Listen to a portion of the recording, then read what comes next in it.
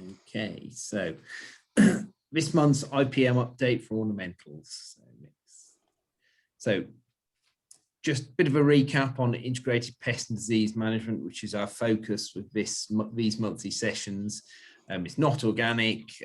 We're looking to integrate some conventional pesticides with bioprotectants, and if you're not familiar with bioprotectants, they're natural products that have been registered as plant protection products, are registered in the same way of pesticides, and the beauty of that is their efficacy, or any efficacy claims they make, has been proven by the regulatory process. So they're not muck and magic products, of which there are plenty about. We're concerned with the safety of interventions, not harming our introduced biocontrols with products we might be putting on. The ultimate goal is to have a nice healthy crop, proactively preventing the problems and reducing the use of conventional pesticide, as that's the general direction of travel, and we have less products available going forwards. But the main thing is to keep a very close eye on things with weekly monitoring. So starting with a bit of a focus on powdery mildew, as it's timely this time of year, disease that's certainly getting going out there, affects many ornamentals hosts, bedding plant, pot plants and hardy nursery stock. Listed some of the species it commonly affects here, so range of bedding species, herbaceous and woody ornamentals. Generally, powdery mildew affects the upper leaf surface, but I've listed prunus there under the, sorry, I put that in herbaceous, it should have been under woody, but prunus is a bit of an exception to the rule in that powdery mildew strangely goes under the leaf as well as on top in some cases. So it's normally downy mildew you get under the leaf and powdery on top. That's the general rule of thumb, but as I say, prunus is a bit of an exception to the rule, and you don't get powdery mildew on prunus, so I just wanted to flag that one up if anyone's seen that, as it can be a bit confusing. Okay, next slide. So thinking about why we need to control powdery mildews, they affect a vast range of ornamental crops, and they have an ability to reduce the plant's photosynthesis, which ultimately stunts and reduces our growth, which can cause premature leaf fall. And if powdery mildew is left untreated, they can cause severe economic damage and losses. So certainly for container producers, infected stock isn't saleable. And as the infection rumbles on and progresses without control, the plants look worse and worse. And quality deteriorates, rendering plants unmarketable. Okay, next slide.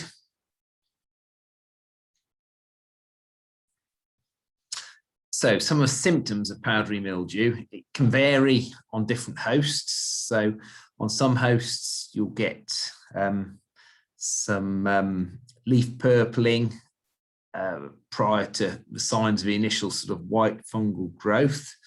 And that sort of often occurs on species like penstemon and Crataegus, and that's a sign that powdery mildew is getting going. On species like that that are very susceptible to powdery mildew, it's wise to have a program in place to prevent powdery mildew even before you start to see any of the white growth, because prevention's easier than cure.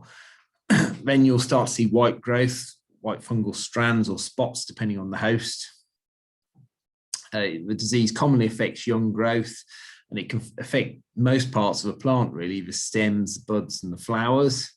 It also causes yellow, distorted, twisted leaves and can result in the death of a growing point.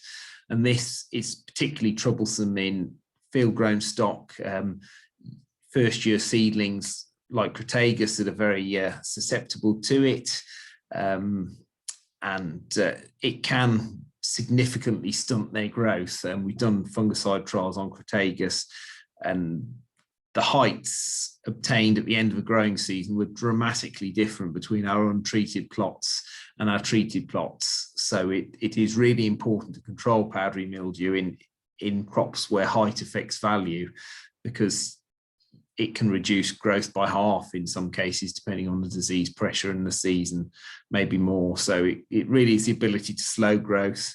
And this is, again, is through that reduction in photosynthesis, stunting, the premature leaf fall, the death of the growing tip. So it's a disease that's not to be taken lightly. Next slide. So thinking about the conditions that favour disease development, it generally likes high humidity, but not free water, so not wet leaves. So, and then it likes a period of drier conditions. So warm, dry days in early summer, followed by cooler, humid nights. Now, the presence of water on the leaf surface does slow development, but it's not worth thinking, or a wet leaf might reduce the amount of disease I'm going to get, because a wet leaf is always going to translate to humidity at some point, and humidity is what drives the disease. So we'll talk about some cultural techniques about planning irrigation in a few slides, but anyway, post-infection development of a disease tends to be favoured by drier conditions, but the high humidity that we just mentioned is needed for spore germination, and these sorts of conditions typically occur in sort of cool, damp nights that we can get at this time of year. So next slide. So the cultural controls that we can and should be implementing to prevent and limit disease development, utilising these techniques will reduce your disease pressure and make any fungicides, bioprotectants hopefully work better. So really planning our overhead irrigation for early in the day to minimise the period the leaf stays wet for. Spacing the plants as much as we can to maximise the air circulation between plants, particularly for container grown stock.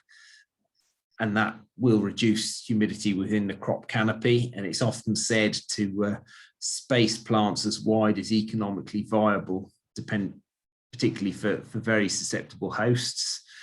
When you're growing under protection, maximise your ventilation, which will again help to disperse humidity, using fans, which are also dispersing humidity. But I would encourage people to have fans with humidistats, which detect the humidity, and these can be set to come on at a set point of humidity.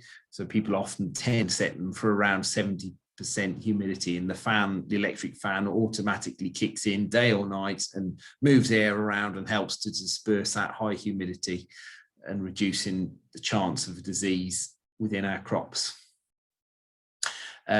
Other techniques we can utilise are avoiding producing susceptible species in shady areas of a nursery, because the humidity is going to persist for longer in the crop canopy. Leaves are going to stay wetter for longer, keeping that humidity there. Also important to avoid stressing the plants. So drought stress is thought to predispose plants to powdery mildew, so any avoidance of stress is good. And I'm sure nutrient stress and other stresses or high conductivity would produce a similar effect.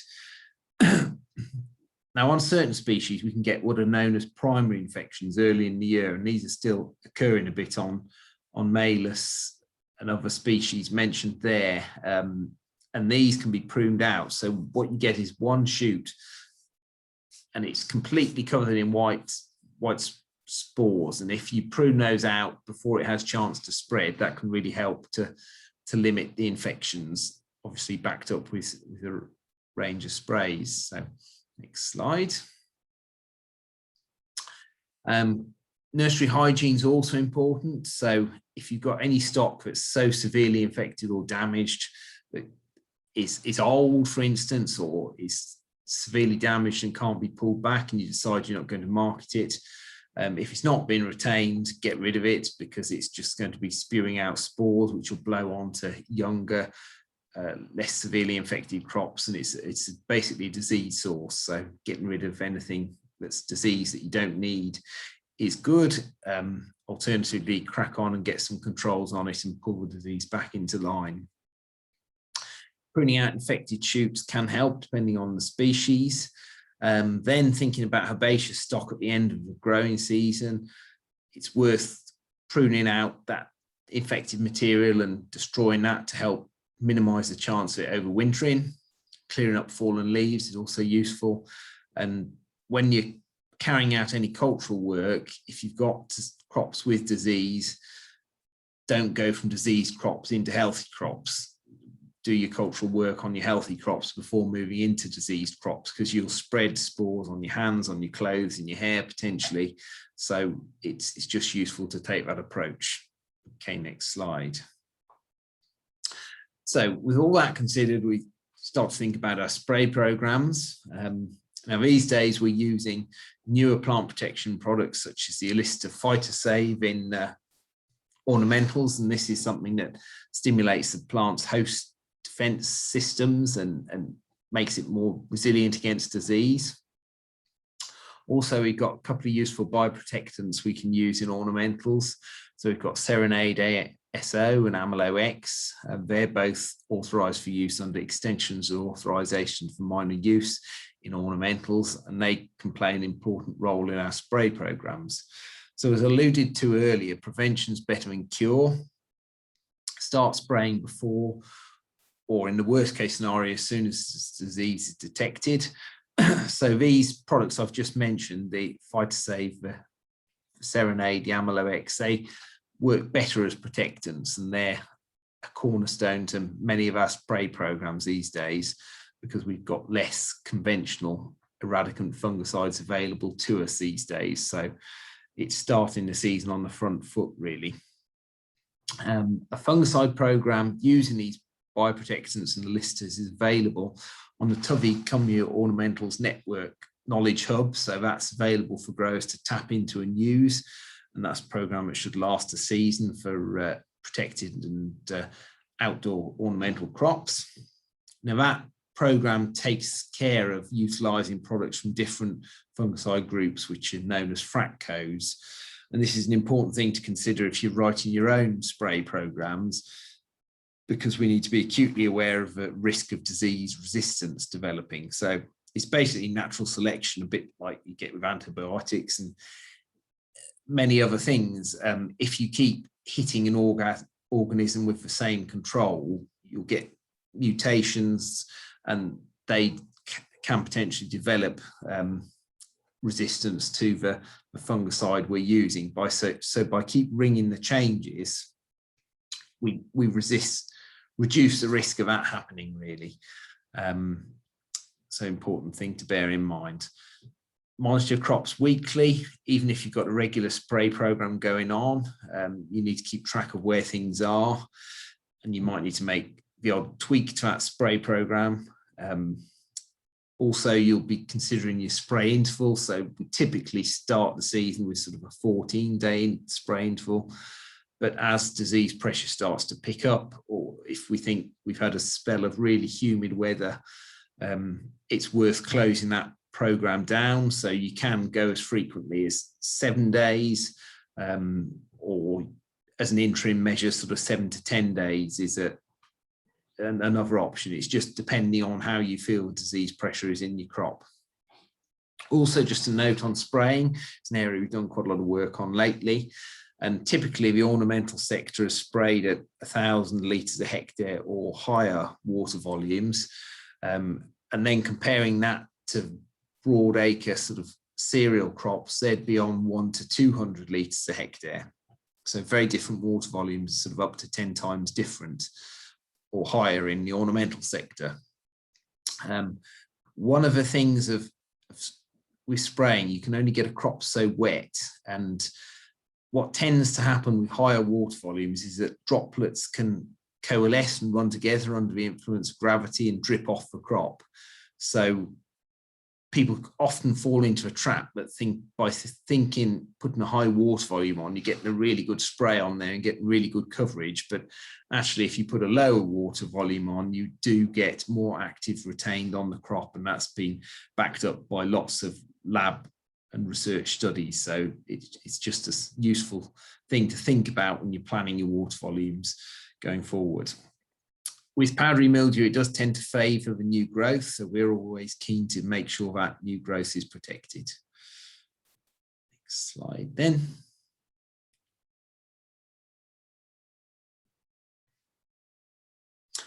So thinking of other crops that people have possibly got on the ground this time of year, people will be having their first cyclamen crops in and just about getting those potted on if they haven't done already. Botrytis is a major problem in this crop and a range of other crops. So even if you don't grow cyclamen, it's still worth listening to this. It's a big problem, as I say, and causes severe reductions in quality and can quickly render plants unsaleable. So I'm sure you're all familiar with this pathogen. Okay, next slide, please. So symptoms of botrytis, you tend to get white, grey, fluffy spores. So there's a lower leaf of a cyclamen shown there, which you can see that happening on. So that's sort of the first initial stage of infection. Now, occasionally you can get black resting spores known as sclerotinia developing. And it normally starts to invade lower leaves, touching the growing media, or any leaves that are damaged by the transplanting process. If it's done mechanically, these tend to be infected first. And again, leaves like that one in the image, very close to a growing medium, they're subjected to high humidity at that place in the plant canopy, and that's one of the driving forces for this disease.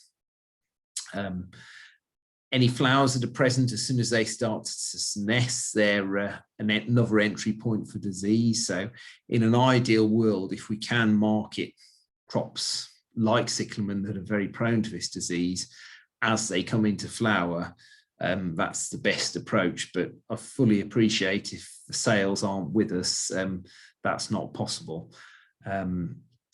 Just on other hosts, infected woody tissue doesn't always get this fluffy appearance. It can go discolored but may not develop the actual spores, but it can still be infected. So that's another thing to bear in mind. Okay, next slide, please.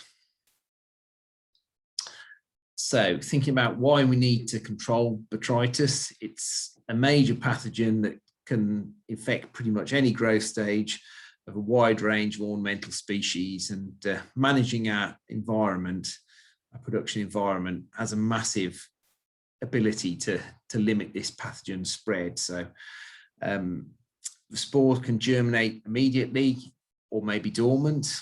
Like many pathogens, high humidity favours infection and germination of those spores.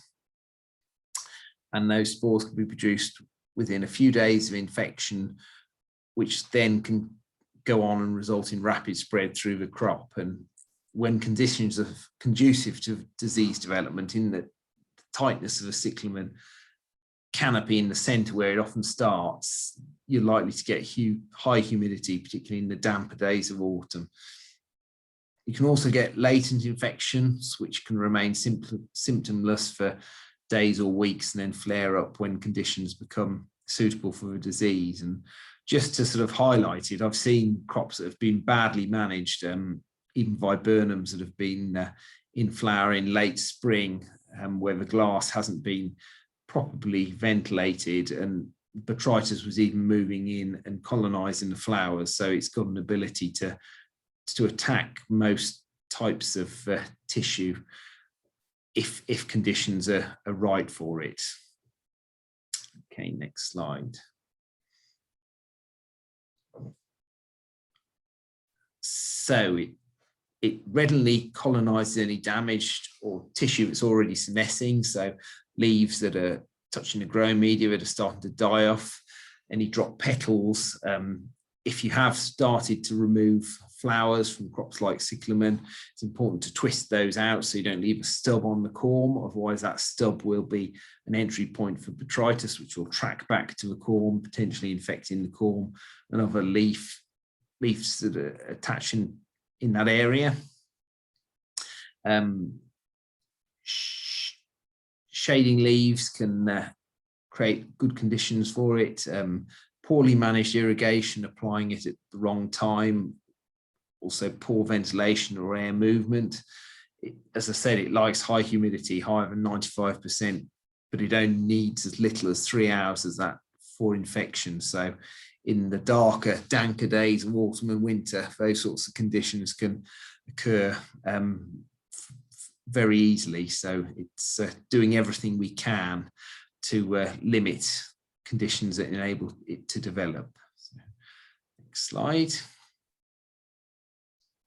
So this takes us on to the cultural controls of botrytis, really focusing on minimizing humidity to prevent the disease developing.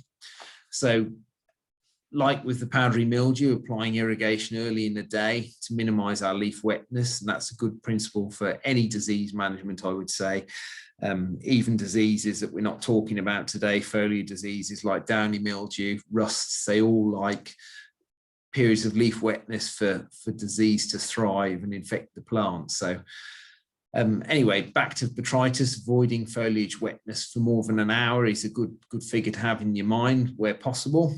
And then when you've got really susceptible crops like Cyclamen, employing different irrigation strategies. So if it's possible to irrigate them from below with sort of T-tapes on a capillary matting type system, that is a great help. You're keeping the foliage dry and getting the water to where it's needed, and really reducing your disease pressure by doing that. Also spacing plants to encourage good air circulation. So Cyclamen in the top image, it may not be brilliantly clear because it's a bit of a small photo, but it basically, the plants are checkerboarded. So if you can imagine a checkerboard, there are only plants in the trays on the one color of the checks. So yes, you're potentially cutting your production per square meter by half, but you should have a good saleable number of the crop on the ground that make it to a saleable grade. Whereas if you put them pot thick, you could get a lot more botrytis and it could give you a lot more trouble. So it's really worth spacing plants where you can, particularly where they're as susceptible to the disease as Cyclamen is. Again, maximising our ventilation. Same messages really about fans, using those to help disperse humidity.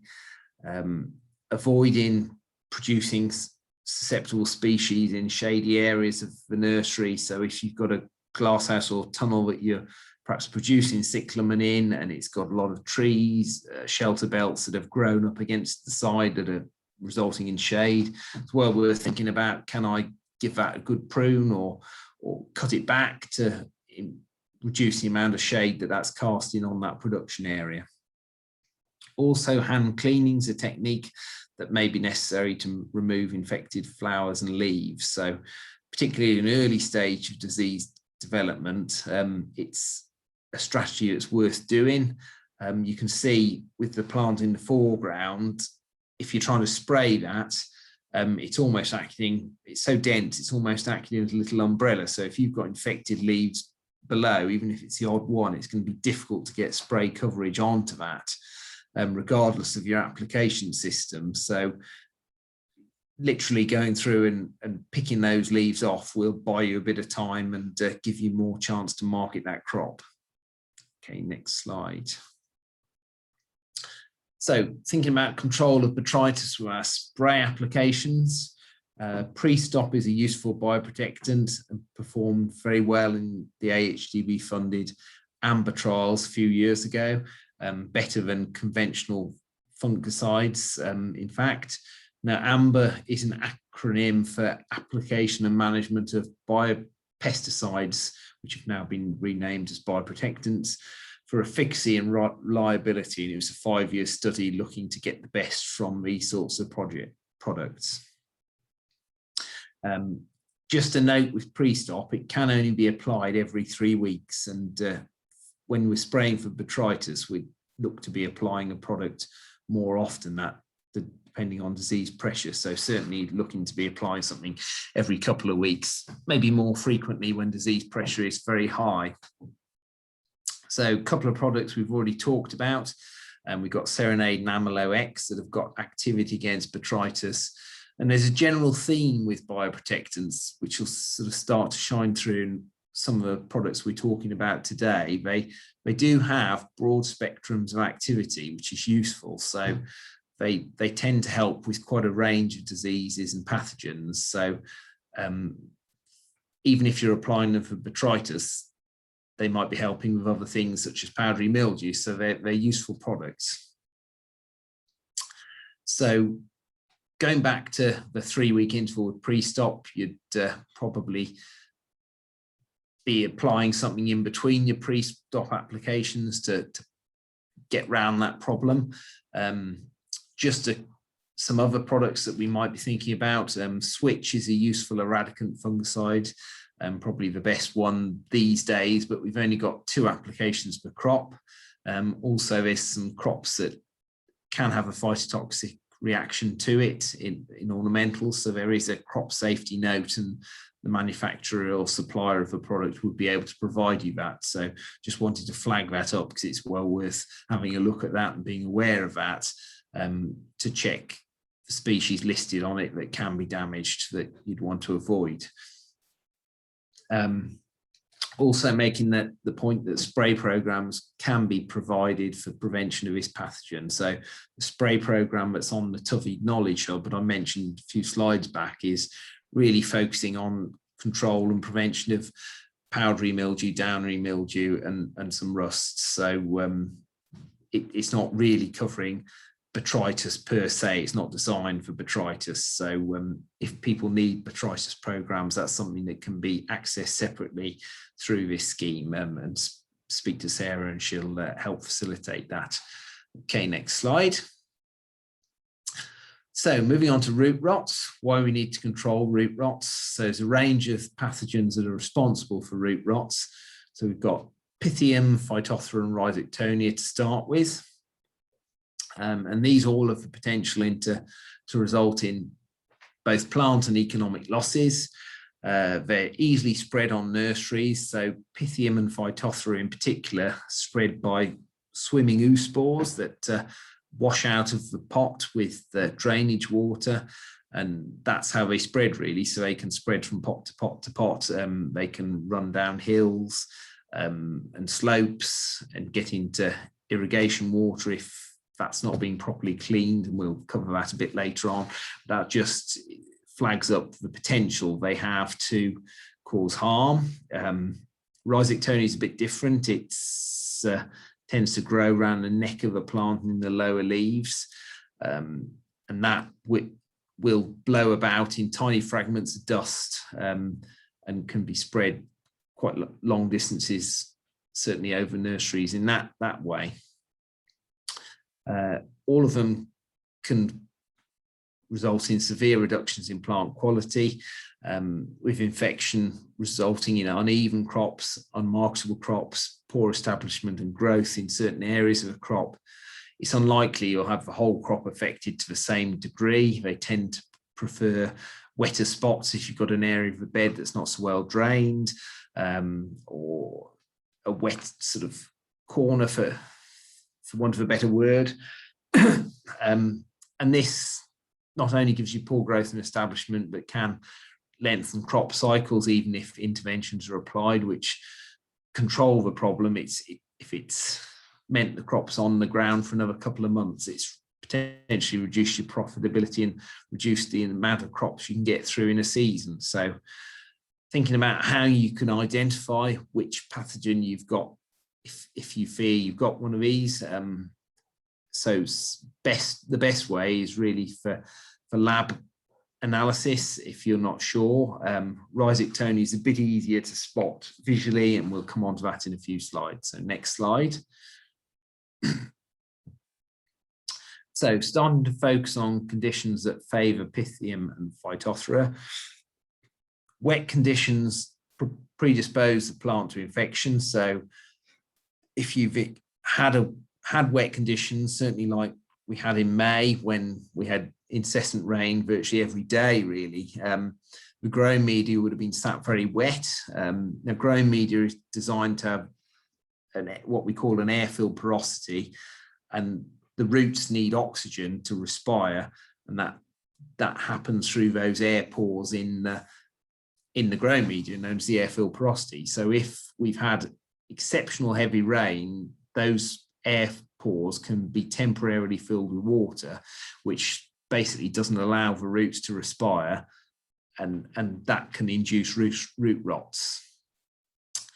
So these sorts of stress factors, such as moisture stress, nutrient deficiency, high conductivity, these may all encourage Pythium and Phytophthora. So just touching back on high conductivity, most of the industry is growing with controlled release fertilizers, and a lot of the nutrients contained in those are based on salts. It's just how they are.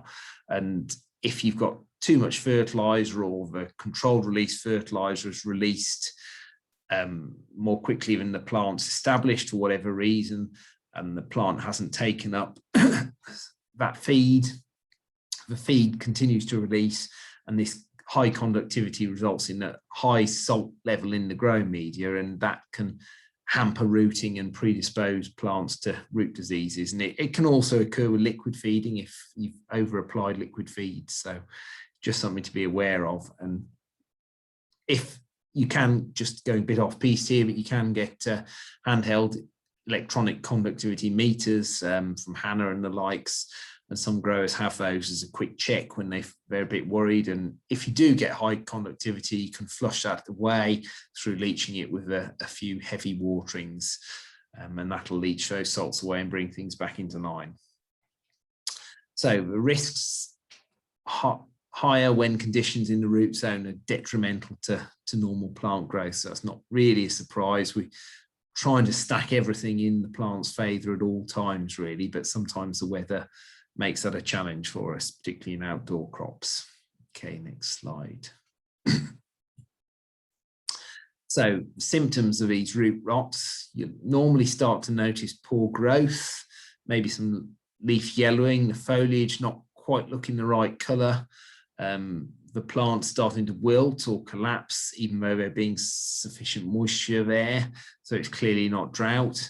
And this is all because of reduced root action. It's not perhaps taking up the nutrients it needs because the roots are damaged and they're unable to do that. And it's also not taking up water because the roots are damaged. Also, the leaves and shoots can be affected by water splash from the growing media in some instances. So you can get things turning into aerial Phytophthora. It's less common and fewer species are affected, but one is Ilex hollies, and that can be quite devastating on that crop, which can destroy leaves and stems. Also, you can get it's worth taking plants out of pots to look at the roots if you start to see these symptoms, and you're really looking for discoloured roots that are rotting, that are water soaked or brown. And if you take a plant out of a pot and gently pull at roots that you're not happy with the colour of them, you should find that the root cortex, so the outer layer of the root, sort of starts to, what we say, slough away from the steel. So you'll almost pull the outside of a root off with very little force, and the internal sort of bit is left. Now, if that is happening, it's a clear indication you've got a root rot, and it's likely to be Pythium or Phytophthora. So when seedlings are affected, they can fail to emerge and may collapse and damp off, and cuttings can also collapse. Okay, next slide. Another root pathogen is Rhizoctonia, and this probably more often causes damping off of seedlings, cuttings. It can cause root and crown rots, leaf and stem blight in a range of crops, particularly herbaceous. Now, one of the keys to identifying this, you'll get webbing, and this pathogen likes warm, humid conditions, and it grows over the lower leaves or stems, normally at compost level, which then rot, and it's very, very common in Erica and Kaluna crops, if anyone's growing those. Can affect some herbaceous as well. But if you're not sure what's going on, it's well worth having a hand lens. It's an invaluable pest and disease monitoring tool, and it just gives you a closer look as to what's going on there. And sort of a times 10, times 20 hand lens, depending on what suits your eyesight, should be enough to start to see if you've got Rhizoctonia there, because you'll see fungal strands which are sort of growing around the base of the plant stem and the lower leaves, and they look like very similar to spiders' webs really, but they'd be a lot denser than spider webs would ever be. So that's a way of identifying them really, and there's a photo on one of the slides coming up. So leaf symptoms can result from water splash from infected material as well. Okay, so conditions that favour Rhizoctonia, like most diseases, it likes wet growing conditions, high humidity. It does like high temperatures within that temperature range there, and soft growth, very prone to infection. So the photo there is actually a herb, it's thyme, and they were in trays, typical trays, 1 litre pots. You can see they're quite big plants. They were touching. There would have been very little, if any, air movement between the base of the canopy where that Rhizoctonia is struck up, and you can see that webbing growing up into the canopy. And if left, it would progress through the canopy and take some of those stems, depending on how moist and warm it was, potentially, if no interventions were made, rendering that crop in sight unsaleable and moving from that plant to the next plant to the next plant. That's how it grows and spreads through the crop. Also, cuttings are susceptible during rooting, as they're in a high humidity environment that's typically warm. So it's something definitely to watch out for in propagation. Okay, next slide. Another pathogen that we can get is Fusarium. It can occur particularly on Dianthus crops, slightly different symptoms. The lower leaves will be turning yellow and wilt.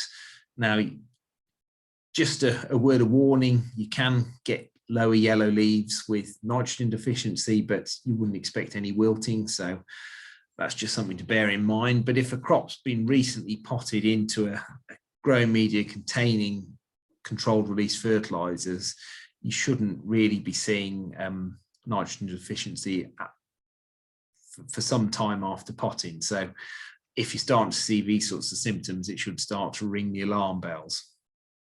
So the shoots may also be stunted and grow abnormally.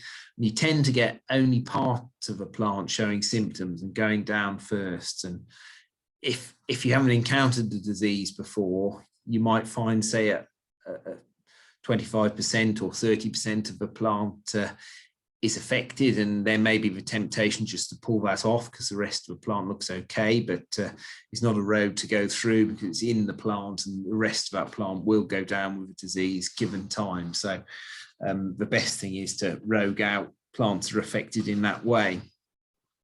And like many of the diseases we talked about this evening, high temperatures and stress can trigger this disease in particular. Also, high temperatures can not only give them temperature stress, but where controlled release fertilizers are used, it can result in a flash release of those, which can increase the conductivity within the growing media, which can be another stress point. So it's like a double stress, high salt, high temperature, and it's these sorts of things that can trigger these diseases. And we haven't got any fungicide treatments for this, sadly. Certainly in the way of conventional fungicides. We did rely on a fungicide called Cyclamen, which was available under EAMU, but that's being withdrawn later this year and is not available to buy anymore. Okay, next slide. So preventing and controlling Fusarium is important. It can also affect other crops such as hebes. So if it's something you're starting to see, strict hygiene is your first line of defense. So if you're seeing the symptoms we talked about, disposing and getting rid of those infected plants promptly, disinfecting those beds where infected stock's been before the next crop with a product that's known to have activity against Fusarium. So Jet 5 is a good option there. And just a note on disinfectants, they're generally deactivated by a lot of organic matter. So if you're growing on a Mypex bed, it's definitely well worth and good practice to sweep it, scrape up any growing media that's dead leaves, etc., that's left on the bed to get that surface as clean as you can before you go in with your disinfectant, because that'll give the disinfectant the best chance to work and clean up that bed as we want it to. And we have got a couple of products with activity against it, but they're bioprotectants. So got a product called T34 Biocontrol, which is a strain of Trichoderma. And there's another product called Pre-Stop, and that's a strain of Geocladium, another beneficial fungus. And they both help to prevent Fusarium and a range of other foliar diseases. So they're useful products to use. You can incorporate the T34 biocontrol into growing media, spray it onto the crop. You can root dip, but Dianthus cuttings only, and that's a stipulation on the label, so it carries legal weight. You can irrigate it on every 2 to 3 months, or even after a stress period, like we've talked about. So if you've put it on a month ago and you have a real spell of hot weather and you think, oh, these plants are stressed, I'm a bit worried about Fusarium, it's well worth putting on another dose of this T34 biocontrol, because that'll help to limit its impact and will help get you through that stress period.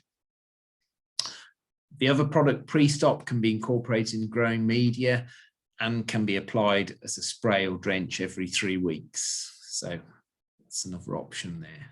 Okay, next slide. So cultural controls, root rots. Ensuring that stock plants are healthy and free of disease. It's an important point. Sometimes on the busyness of a nursery, stock plants, their maintenance and management can get a little bit neglected. They can get weedy and diseased and not looked after quite as well as they should do. But they're the key to your future production. So it's worth giving them a time they deserve, really. And some nurseries have dedicated stock plants in a stock plant area, and other nurseries use plants in production as their stock plants. Depends what works for you, really. The beauty of using plants in production as your stock plants is that they're less likely to get neglected, because they're getting the management and care that the saleable crop would get.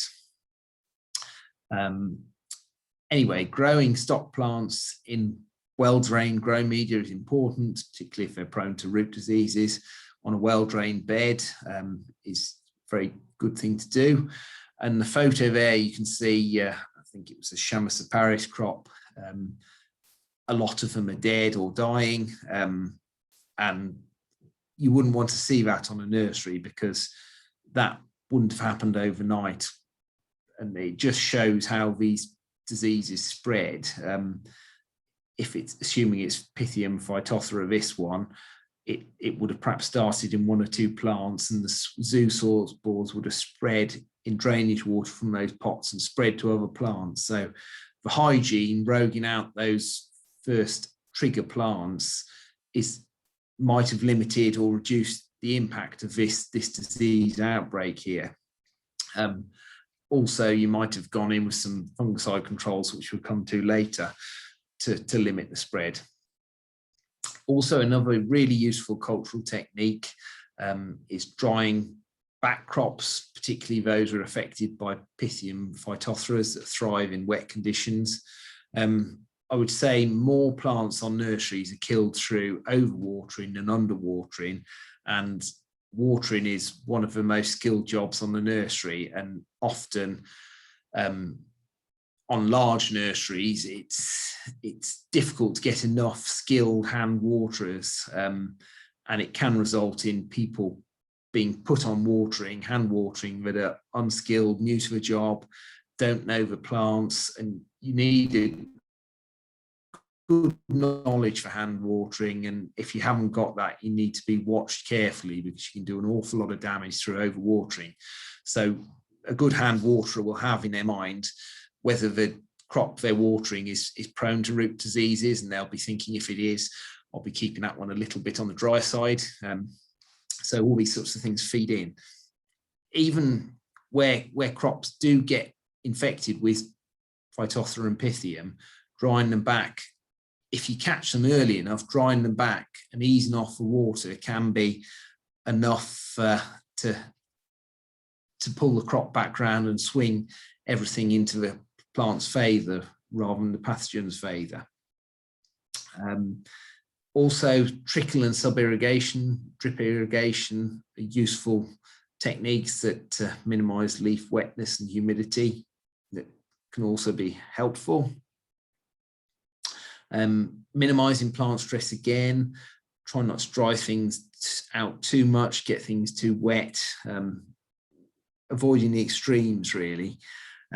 Getting rid of those infected plants, as I said, to limit the spread. And another technique that doesn't always happen is potting plants sufficiently early in the season to allow them to establish before these sort of high temperatures occur and induce stress that can be associated with these diseases. So a case in point is Choisya, in particular, Choisya tenata. That certainly benefits from being potted sort of early season, sort of late March, April, under protection, and getting itself established in a way before the higher temperatures hit. And this year has been really demonstrated the principle, because May was very cool and wet, and I've seen some wonderful Choisya crops on my travels because they haven't been exposed to that high temperature during their establishment phase, so they haven't had the stress, they haven't had flash releases of fertilizer before they got the roots to cope with it and take it up, and it's really shown in the quality of the crop. So definitely something to bear in mind. I'm just going to have a look at that comment from Andrews. So Andrew's asking the question, is there a preferred growing beds, i.e. capillary beds or capillary matting, to limit disease appearing? Depends on the crop really. For a bedding type crop such as cyclamen, most people will be using capillary matting.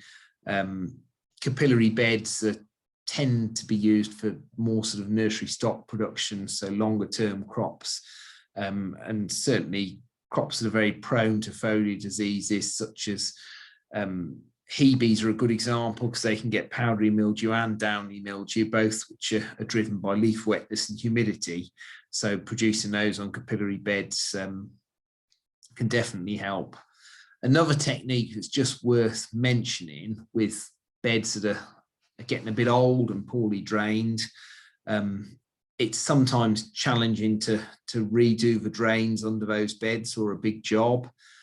So a technique that people often employ that works very well is to edge the beds with a couple or 3 inches of boarding to build sort of an edge to the bed, and then cover the bed in stone chippings, like they put on the roads when they spray the tar on them, sort of country lanes, a fine chipping of that grade, level it off, compact it down, and then cover it over with Mypex. And that can transform a shoddy, poorly drained bed fairly cheaply, and give you quite a few years extra life out of it. And that's a technique that I see lots of nurseries using to improve drainage, and it works very well for them. Okay, next slide. So onto irrigation, managing our irrigation to minimise disease risk. So generally, mains and borehole water are considered low risk of containing plant pathogens. That is assuming that irrigation tanks are covered with proper sealing lids that prevent contamination getting into them. So when we say contamination, even leaves and twigs blowing in can be a source of Pythium and other diseases. So it's worth, if you've got clean water, keeping it that way by having your tanks properly covered. Also, covered tanks, it stops algae growing in them, which can prevent problems associated with blockages and such like. So it is worth testing irrigation water for pathogens periodically, depending on its source. If you're on a mains or borehole source, it's probably not worth testing, but if you're using other sources, it's just worth testing that your treatments are working as you think they should be. Also worth thinking about cleaning and disinfecting irrigation tanks and lines with suitable products. So Jet 5 is one that you might be able to use perhaps during the winter in the quieter sort of time, when there's time to do that, and you can take the irrigation system out of commission for a few days. Where water's recycled, it needs to be treated to control pathogens. So we talked about Pythium and Phytophthora being able to swim in water. We don't want to be irrigating our crops with a super disease, really. So we need to clean up this water prior to its use where we're recycling it. So there are various options. Slow sand filtration works well, and chlorination's another option. So it depends whether you want to sort of go down the more chemical or biological route. And before we move on, just that image there, it's a bed of Taxus SOU. They're prone to root rots, and I often see irrigation taps and fittings leaking on nurseries, and there isn't time at this time of year, or maybe even the inclination or focus to get and repair them, particularly where it's irrigation water that's recycled or extracted from rivers, which is significantly cheaper than mains. But these leaks can give us problems. They basically give us disease hotspots, and that's exactly what we're seeing there in that image. That one Taxus there is going a stressed colour, it's going sort of orangey colour, and that indicates that the roots are not happy, and that's likely to be triggered by that pipe or connection fitting leaking and that bed area being wet, and that's the start of a potential Phytophthora outbreak on that crop. So just attention to detail with these little areas is really worthwhile. Okay, next slide. Thinking about compatible treatments. So with our bioprotectants, we talked about Pre-Stop and T34 biocontrol. They both have a broad spectrum activity against a range of pathogens. So I just listed the pathogens they've got activity against here. So you can see T34 covers Fusarium, Phytophthora, Pythium, Rhizoctonia, and Sclerotinia. And interestingly, it can also reduce crop susceptibility to bacterial diseases by switching on host plant defences. So that's an important area, because we haven't really got any controls for bacterial diseases these days. Also, Pre-Stop's got activity against a range of pathogens as listed there, but we've already talked about Botrytis. So you can start to see, if you're using these products, they can really help your production along. I'll just see there's another comment from Andrew in the chat. So where you've got IBC tanks, the water's got algae in, Jet 5 is a product that will kill algae, and it can clean those tanks. So you can use Jet 5 to clean water prior to irrigation, but I'm not quite sure where the algae is coming from, and that just sort of takes me down another route. Where people have got reservoirs and recycled water in particular, obviously the recycled water has some recycled nutrients which goes back into your reservoir, and that's likely to have nitrates in it, which we all know can stimulate algae. Now, you'll all be probably familiar with the old sort of method of putting barley straw into your fish pond to prevent green algae, and that is something that works, but you have to get the calculation right for the square meterage of the water body you're treating and the amount of straw and that can be provided if it's of interest, but it's quite labour intensive and it's never been that widely adopted by commercial nurseries. But there's a very useful product that's used in the fish farming sector called Dianthus Blue, and that basically changes the light spectrum for water and blocks out a certain wavelength of light that the algae needs to grow, and it works very well and prevents algal blooms. So people routinely dose their reservoirs through the growing season with that. Now, some people say it is very blue and it looks a bit artificial, and if they find it a bit offensive, there's another product called Dianthus Grey, which is a bit more subtle, but it's a bit more expensive, and for that reason most people are quite happy with the blue. There have been people that are new to using it sort of raise concerns like, will it leave blue spots on white flowers and such like, but it doesn't. It's at such a low concentration where it's actually watered on. It doesn't create that effect on, you can't see it on the foliage or the flowers. Okay, next slide. So thinking about chemical controls of Pythium and Phytophthora, we've got limited fungicide options these days, and just looking at the roots on that plug in the image there, you can see some of those roots are looking quite thin and sort of a bit desiccated and not quite as healthy as they should be, which is sort of ringing our alarm bells. And that little pull test that I talked about earlier is another way you can explore that further when you're looking at things in the flesh. So we've got Subdue as a fungicide drench, and we've got a product called ProMess under EAMU, and that's the same as Filex or ProPlant, the same active that used to be available. And then we still got Cyclamen, but that's not got long till its final use date is up. So the 19th of October is the final use date. Okay, so we'll look at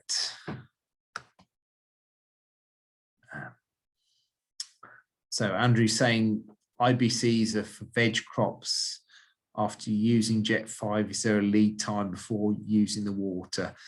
Best thing, Andrew, is to read the product label. It will have all the information you need on there, so that'll answer your question really.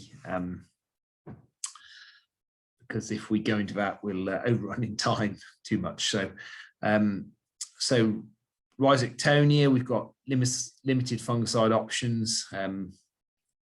We've really only got Amistar and Cyclamen, and we're losing Cyclamen soon, which leaves us very reliant on Amistar. But we've got the biological products that we talked about earlier. So using those to prevent the problem where you know it can be a problem on susceptible crops is a useful tactic. Okay, next slide. Just a quick focus on vine weevil before we finish. Vine weevil can do a lot of damage to crops. Nematodes can be used to control the larvae in spring. And this is just a photo of an acer that was affected, and you can see some weevils in there, and they feed on the roots, as I'm sure you're aware. And as sort of winter progresses into spring and the larvae grow, they feed on bigger roots, and eventually they girdle the stem, and you can see the base of the stem there is very white. They've basically grazed all the top level of the stem away, and that's because it's more nutritious. They're really looking to maximize their nutrition as they complete their final stages of development, really. So they're a big problem, and that plant actually died because it was one I brought back here to have a look at. So they can result in big losses as well, and they're a big quality issue for the industry. You can't sell stock that's infested with vine weevil, and garden centres just won't accept it, and rightly so. So we've lost most of the growing media incorporated insecticides. So we're really very reliant on nematodes these days, which work very well. Just got to apply them at the right time as a drench, generally at 10% pot volume. There's Nemesis L, which can be used for longer into the autumn and winter because that's active down to lower temperatures. So it's active down to about 5 degrees, whereas other products are higher temperatures. So that gives you more of a window for treatment. So next slide, just a new product that's worth talking about. Firstly, there's an image of Photinia there with some adult feeding damage. So just want to make the point that when adults emerge, they generally need to feed for 2 to 3 weeks to build up their reserves before they can start egg laying. So you'll start to see this sort of notching on crops. They can also feed on weeds such as dandelions and docks and other weeds that occur. But when you start to see damage with your crop monitoring, it can help to optimize your timing of products like this. So it's a granular product that controls the eggs and the early instars. So we need to get it on as eggs are laid and as they start to hatch to basically kill them. We've got the rates down there. It's best applied via a handheld application device. So if people have got old Ronstar 2G applicators, they can be calibrated hopefully to create to deliver the right rate. The supplier also says it can be applied by a gloved hand, but they're not overly comfortable with that approach because it's not going to be very precise really, and it's difficult to calibrate, and you shouldn't be exceeding that rate of 12 grams a meter square, which as you can imagine is quite difficult with a handheld application. But that aside, you can apply 2 applications 6 weeks apart, and the recommendation is to water in post application to activate the granules, get them working, and just worth flagging up. It's well worth leaving 6 weeks post application before you go in with any nematodes in the autumn. Because the garlic can have a bit of an effect on your nematodes. So as long as you leave 6 weeks before you start your nematode application from your last application of your pitcher, those negative effects will have dissipated and you won't have any negative effect on your nematodes. So Andrew just asked another question about, is it like to get use approval on food crops? Particularly herbs. I would have to check, Andrew, and I'll come back to you on that. I'm not familiar with Gar Shield. I don't think that was a registered product, but Pitcher it's registered as a pesticide, although it's naturally based. But as I said earlier, that gives us confidence in the product. The company's put a lot of research behind it, and it has to meet the efficacy claims they make to get through the regulatory process. So I'll check up Gar Shield and come back to you on that. Okay, next slide then, please. So just some final tips for controlling vine weevil larvae with nematodes. The larvae need to be present for nematodes to control. They won't hang about for long if there are no nematodes there. But saying that, where people are growing high risk crops like herbaceous, they often put nematodes on as an insurance policy, even if they don't think there are vine weevil present, because they'll find the odd one that we may not find through our monitoring. Important to follow those labels carefully for recommendations for use. Also important to remove filters through your application system, whether that's a dosatron or a sprayer, and then irrigating them in, because those filters will block and remove your nematodes. So you don't want that to happen. You want them to get onto the crop. Also important to keep the solution agitated, because the nematodes will settle out to the bottom of a tank and potentially drown as well. and they won't be evenly distributed if you're applying them with a dosatron. So when you're applying them with a dosatron, it can be as crude as gently stirring it with a bamboo stick to keep them agitated. Apply them in the recommended amount of water and wash them off the foliage, because we're targeting vine weeving the growing media. So any nematodes that are left on the foliage will just die, they're wasted. So we want to get as many into growing media as we can. Worth avoiding application in sunshine, because they're sensitive to UV light. So getting everything right to get the maximum number into a growing media.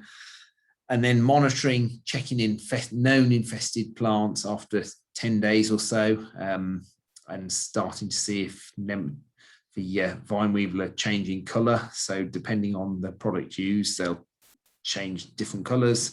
And that's that information is available on the product literature. And importantly, ensuring growing media doesn't dry out for 2 or 3 weeks post-application, because those little nematodes need the film of water to swim through that growing media to locate the vine weevil. When they do locate them, they'll enter them through their bodies through natural body openings. And once they're inside, they'll sort of start to proliferate, and natural bacteria that they produce kill the pest. So they work very well. Some people like to apply them a couple of times in the autumn. Some people like to apply them in the autumn and the spring. One of the research projects we did on vine weevil that's recently been finished found that applying at perhaps a lower rate monthly can also work. So there are various approaches depending on what fits within your system, and that monthly lower volume application came from the soft fruit sector, where they're putting them through sort of T-tape straight into strawberry bags and finding it's giving them good control there. Okay, that draws us to a close really, unless there's any further questions. I was just going to say, I don't know if you can hear me. Yeah. I was just going to say, I always tend to have a quick look at the nematodes under a slide, under a microscope, when they arrive, and I'm just about to use them to check that they're still alive. And Great. Also, when I've watered them in the crop, I'll dunk a few trays, and whatever comes out, I'll check to see that I've got nematodes actually within that mixture. Yeah, brilliant. And that seems to work quite well. Yeah, and also, Andrew, it just gives you more confidence in the product, I think, particularly if people are new to using them. It just reassures you that they're getting to where they need to be, and they're there to do the job that we want them to do. Yeah, I mean, I have had a case where they've arrived in the post and they've been perhaps a few days late. You've looked at them and there's like 50% sort of mortality in the nematodes that have arrived. So in doing that, you phone them up and they'll send you a new pack out. Yeah. Whereas if you hadn't done that, you might have only got 50% of the control you're expecting. Yeah. Okay, thank you. Great. Oh, the other thing is I do use occasionally food grade potassium bicarbonate with a wetter to control mildew. That's fine, and it's allowed. It's commodity substance. From memory, you can only apply up to 60 kilograms per hectare, but people typically apply it at 5 grams a litre, which gives you a fair few applications at that rate when you work it out. But then in the autumn, when growth hardens and you've got some powdery mildew, it might be a bit more stubborn, people might increase the rate to 10 grams per litre, but you just need to be aware you might potentially get a bit of crop damage at that rate. But it's another approach. But there's a product now that's actually registered called Karma, which is very similar, and it's formulated with wetters, so you don't need to worry about wetters, and that seems who's that from? It's a Certis product. Oh, it's assertive, right? Yeah. Okay. I'll have a look at that. Thank you. Thank you, Andrew. Pamela, did you have any questions that you'd like to ask? Or you're on mute.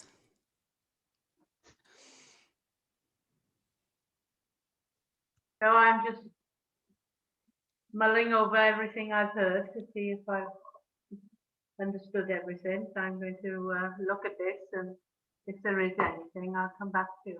No problem at all. Yeah, feel Thank free you. to email any questions and I could forward them over to David. Well, thank you both for attending tonight, and thank you, David, for leading the presentation. And we hope to see you on next month's Ornamental Network. We are actually hoping to have a study visit very soon, so I will circulate information on that shortly. Thank you. Thanks all. Bye then.